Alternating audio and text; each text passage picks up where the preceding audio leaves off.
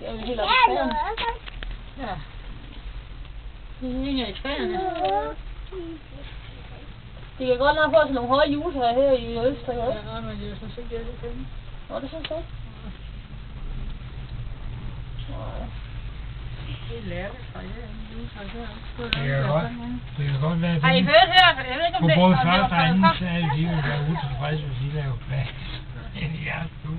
Hvad hedder det? Der var jo...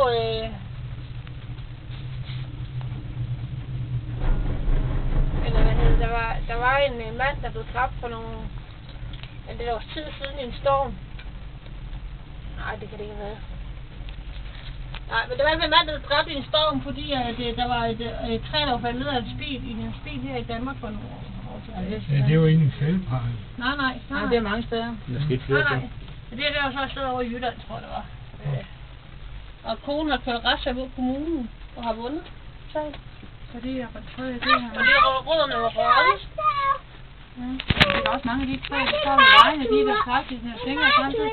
De fik jo også stille.